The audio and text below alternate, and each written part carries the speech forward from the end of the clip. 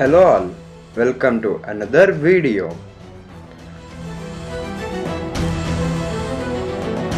So ఈరోజు మనం జిమ్లో అయితే డే 5 నాతో పాటు ఎవరైతే స్టార్ట్ చేశారో కంగ్రాచులేషన్స్, మీరు సక్సెస్ఫుల్గా 5 days కంప్లీట్ చేశారు. సో ముందుగా వర్కౌట్ స్టార్ట్ చేయడానికంటే ముందు ఒక చిన్న విన్నపం.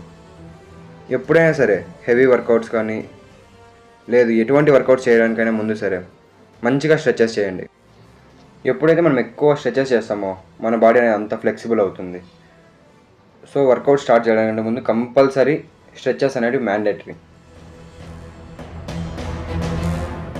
Now coming to our video. ఈరోజు అయితే నేను బ్యాక్ వర్కౌట్ అనేది చేశాను. మీరు బ్యాక్ వర్కౌట్ అంటే హెవీ వెయిట్స్ ఆ విధంగా థింక్ చేయకండి, లైట్ వెయిట్స్. ఎందుకంటే ఫస్ట్ మన బాడీ అనేది అడ్జస్ట్ అవ్వాలి. అడ్జస్ట్ అయిన తర్వాతనే మనం హెవీ వెయిట్స్ అనేది చేయాలి. స్టార్టింగ్లో నాకు బలం ఉంది నేను చేస్తాను అంటే బాడీ 3 రోజులకే షెడ్డుకు పోతుంది. సో లైట్ వెయిట్స్తో స్టార్ట్ చేయండి. స్లోగా వెయిట్స్ అనేవి ఇంక్రీజ్ చేస్తూ మీ యొక్క స్ట్రెంగ్త్ అనేది పెంచుకోండి. మనం ఇదే విధంగా రెగ్యులర్గా వర్కౌట్స్ చేస్తూ పోతే మాత్రం ఏదో ఒక రోజు మంచి మస్కులర్ బాడీ, మంచి స్ట్రెంగ్త్ అనేది గెయిన్ చేస్తాం.